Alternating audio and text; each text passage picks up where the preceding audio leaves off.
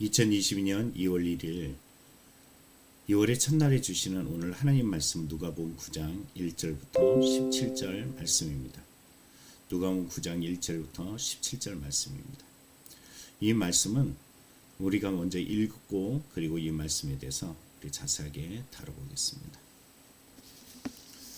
예수께서 12제자를 불러 모으사 모든 귀신을 제어하며 병을 고치는 능력과 권위를 주시고 하나님 나라를 전파하며 앓는 자를 고치게 하려고 내보내시며 이르시되 여행을 위하여 아무것도 가지지 말라. 지팡이나 배낭이나 양식이나 돈이나 두벌옷을 가지지 말며 어느 집에 들어가든지 거기서 머물다가 거기서 떠나라. 누구든지 너희를 영접하지 아니하거든 그 성에서 떠날 때 너희 발에서 먼지를 떨어버려 그들에게 증거를 삼으라 하시니 제자들이 나가 각 마을에 두루 다니며 곳곳에 복음을 전하며 병을 고치더라. 분봉왕 헤롯이 이 모든 일을 듣고 심히 당황하니 이는 어떤 사람은 요한이 죽은 자 가운데서 살아났다고 하며 어떤 사람은 엘리야가 나타났다고도 하며 어떤 사람은 옛 선지자 한 사람이 다시 살아났다고도 함이라.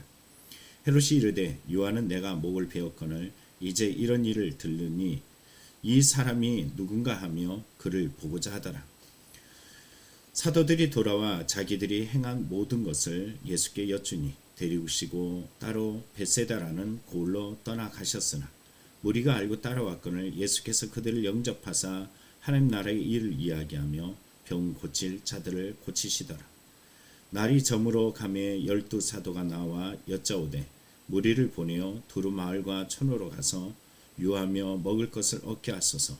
우리가 있는 여기는 빈들이니이다.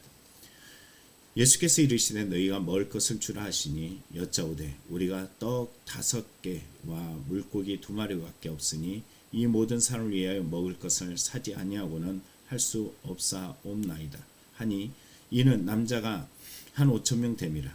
제자들에게 이르시되 때를 지어 한 50명씩 앉으라 하시니 제자들이 이렇게 하여 다 앉힌 후 예수께서 떡 5개와 물고기 2마리를 가지사 하늘을 우러러 축사하시고 떼어 제자들에게 주어 무리에게 나누어 주게 하시니 먹고 다 배불렀더라.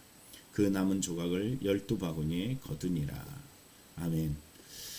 오늘 우리 신앙을 다시 한번 점검해 보길 원합니다. 2월의 첫날을 시작하면서 다시 한번 우리가 어떤 이적과 기적과 나의 욕망과 세상적인 복이 아니라 오직 내 안에 복음이 있는가, 또 복음을 향해서 온전히 서야 될 것을 또 다짐하는 신앙이 됐으면 좋겠습니다. 1절부터 6절을 보면 천국 복음 전파를 위해서 제자들을 파송한 사건을 다루고 있고요. 7절부터 9절에 보면 헤롯 그러니까 분봉왕 헤롯이 예수님에 대한 소문을 듣고 반응하는 내용을 다루고 있습니다. 그리고 우리가 10절부터 17절은 너무 잘 알고 있는 오병이의 기적을 이야기하고 있습니다. 자, 1절부터 6절을 보면 예수님께서 제자들을 파송하는 내용을 다루고 있죠. 예수님의 제자는 우리 8장에서만 봐도 많은 상황들을 보았어요. 예수님은 씨 뿌리는 비유를 통해서 감춰진 비유에, 그러니까 하나님의 나라의 말씀을 전하셨고, 그리고 등잔 비유를 통해서 이 말씀을 드러날 것을 말씀해 주셨어요. 귀신을 내어 쫓음을 통해서 하나님 나라가 나타나는 것을 보여주셨어요.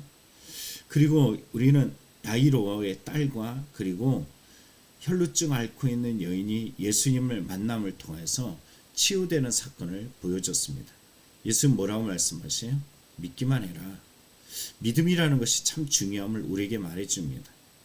오늘 본문의 이러한 믿음이 그 상황 속에서 국한되어진 것이 아니라 이제는 이 예수와 함께 동행했던 제자들이 삶으로 살아내야 되는 것이, 이를 위해서 파송합니다.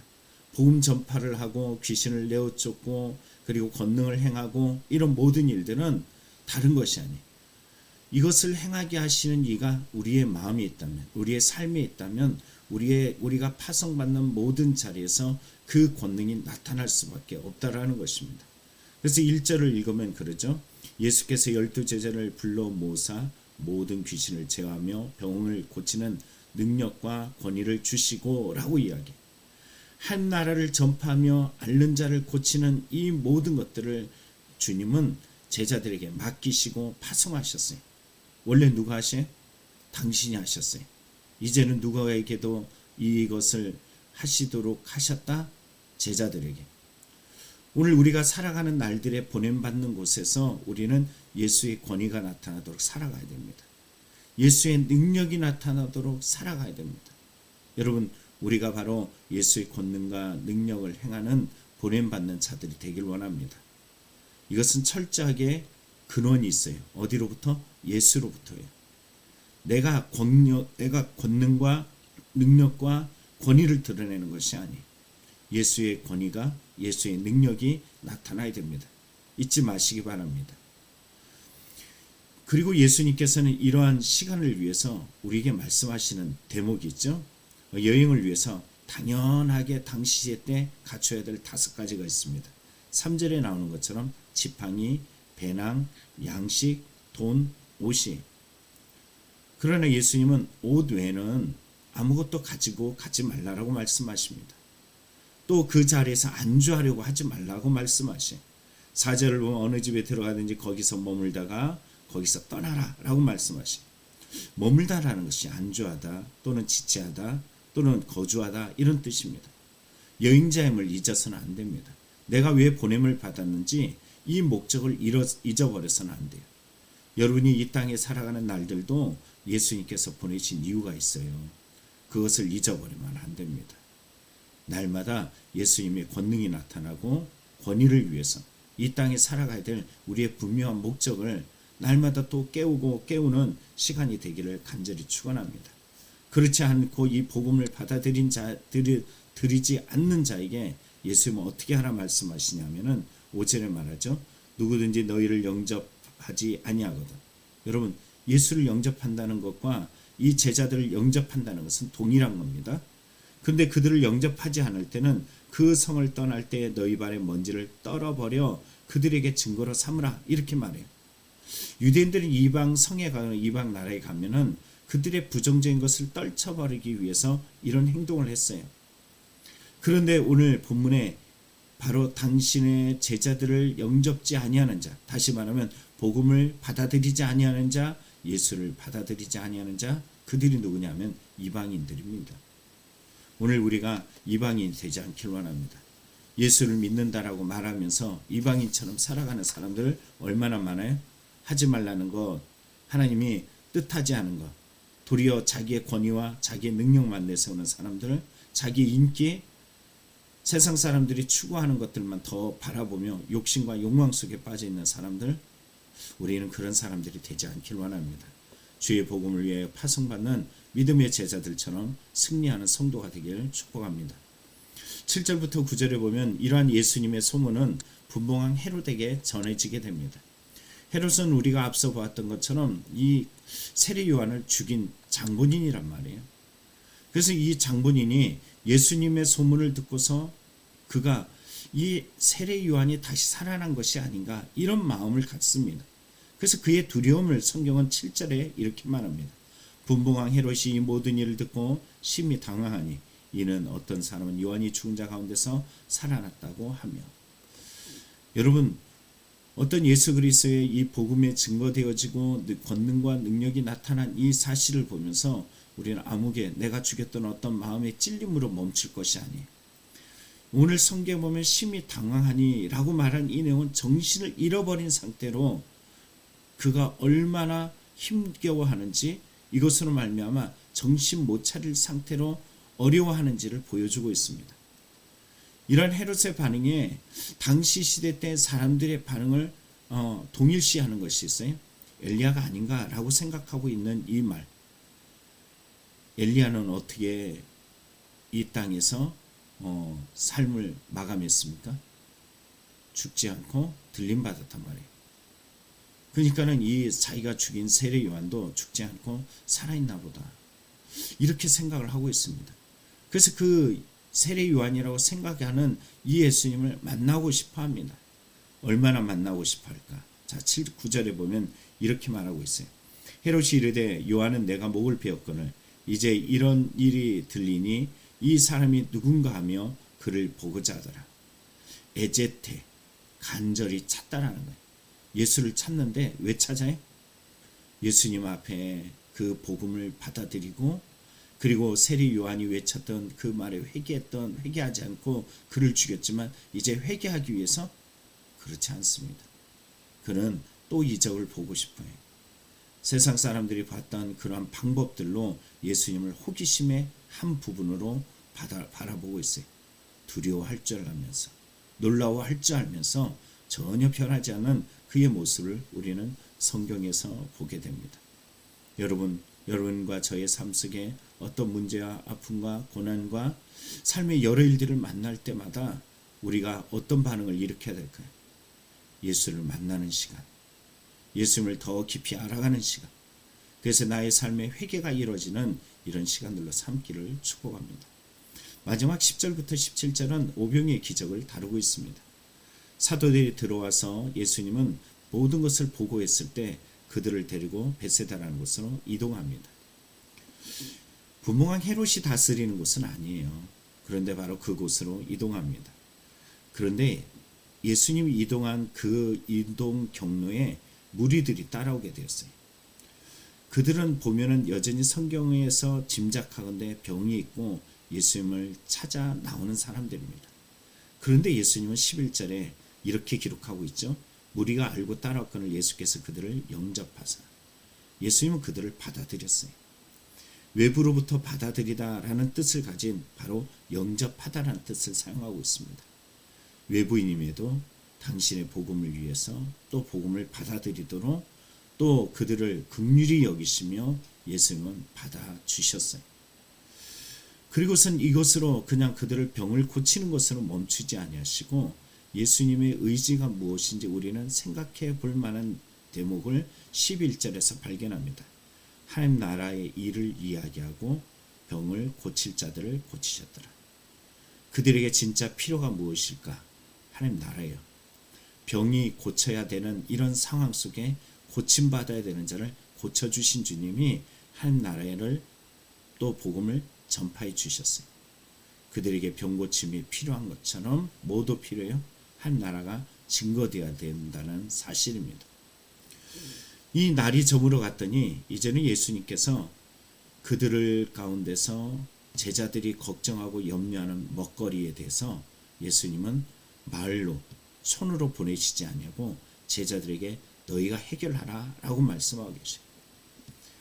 이들이 염려하는 이유는 다른 것이 아니에요. 여기에 성경에 보면 이렇게 말하죠. 13절에 예수께서 이르시되 너희가 먹을 것을 주라 하시니 여짜도 우리가 떡 5개와 물고기 2마리밖에 없으니 이 모든 사람을 위해 먹을 것을 사지 아니하고는 할 수 없사옵나이다. 인원은 남자만 5,000명이에요. 여자가 제외되고 아이가 제외된 숫자입니다. 그러나 그들을 다 먹이기에 역부족인 바로 상황들 보여지죠. 그들은 이미 자신들이 가지고 있는 것을 보았어요. 물고기 2마리, 보리떡 5개. 이거 가지고 불가하다는 거예요. 예수님은 하라고 말씀하셔요. 여러분 다시 한번 생각해 볼 것이 있습니다. 우리가 앞에 야이로의 이야기 8장에서 야이로의 이야기를 알죠? 죽었단 말이에요. 자신의 딸을 치유해달라고 하는데 가는 길에 혈루증 여인을 치유해주고 불가능했던 여인이 믿음을 가지고 옷자락을 만졌더니 자신의 몸에서 능력이 나타나서 고침을 받았어요. 이것을 목격했음에도 불구하고 자기 집에서 온 사람은 예수를 괴롭게 하지 말라고 놓아주라고 말해요. 그럴 때 예수님이 하신 말씀에 믿기만 해라. 믿음을 요구하고 계셔요. 오늘 지금 그 믿기만 하였을 때 문제가 아닌 도리어 하나님께서 죽음을 생명으로 바꿔주신 놀라운 일들을 우린 기억하고 있습니다. 파송을 받았던 이 제자들은 이것을 알고 있어요. 자신의 힘이 아니라 권능이 아니라 예수의 권능으로 모든 것을 하는 것을 알고 있습니다. 그러나 이 먹거리 앞에서는 참 작용이 안 돼요. 믿음이라는 것이 왜 먹는 것 앞에서 이렇게 무너지나 모릅니다. 돈 앞에서 이렇게 무너지는지 모릅니다. 그러나 예수님 말씀하신 너희가 해라. 그들은 자신들의 처지를 말합니다. 우리는 물고기 2마리, 보리떡 5개밖에 없습니다. 그 약함을 볼 수 있다는 것은 다시 봐야 될 것이 있어요. 예수를 봐야 될 시점입니다. 우리에게 약함을 볼 것이 아니라 예수를 바라보는 믿음이 필요합니다. 여러분, 오늘 이 새벽을 깨우며 예배하는 저와 여러분이 예수를 바라보길 원합니다. 예수님은 그 무리를 떼고 50명씩 떼어서 그리고서는 축사하셨어요. 축사하다는 것은 감사하다는 말이에요. 축사하다는 것은 찬양하다는 것이에요. 여러분, 물고기 2마리에 5병이요. 다시 말하면 보리떡 5개 가지고 감사와 찬양을 할 수 있습니까? 그러나 예수님은 하늘을 우러러보시며 감사하고 찬양하셨어요. 왜요? 그 자리에 당신이 계시기 때문입니다. 하나님의 뜻이 계시기 때문이에요. 오늘 이 자리를 통해서 예수님은 12광제를 남기는 이 은혜들을 행하셨습니다. 오늘 이 예수님이 우리의 주님이십니다. 여러분이 만난 예수님은 누굴까요? 오늘 이 새벽에 올라와서 영상으로 예배드리는 또 여러분들이 또 집에서 컴퓨터를 또 핸드폰을 틀어놓고 이 영상을 접할 때 나의 오병이어를 보시기 바랍니다. 그리고선 이 약함 속에 아파하고 절망할 것이 아니라 맡겨야 될 주님, 여기에 계신 우리 주님, 이 예수님을 발견하고 예수님을 고백하고 예수님과 함께 그곳에서 그 찬양과 감사를 올려드리며 남기우시는 은혜들을 체험하기를 간절히 축원합니다. 기도하겠습니다. 살아계신 아버지 하나님, 우리가 알고 있는 예수님은 누구입니까? 어떤 문제를 만날 때마다 자꾸 예수님의 이름을 잊어버립니다. 상황만 보이고 물고기 2마리, 보리떡 5개, 그것으로 안 된다라고 우리는 말하고 있습니다. 그러나 주님, 주님이 여기 계시기에, 주님이 이 광야에 계시기에, 주님이 바로 우리의 신앙 안에 헤롯처럼 그냥 호기심의 대상이 아니라 주님이 나의 주님이시기에 오늘도 이 2월을 열어가는 마음에 주님께 맡기며 나아가길 원합니다. 특별히 2월의 첫날이 또 설날입니다. 이 우리 고유의 명절인 이 날, 새해라고 말하며 새해 복 많이 받으세요 라고 이야기할 때 주님, 우리의 진짜 복은 예수를 아는 것이 복임을 고백하게 하여 주시옵소서.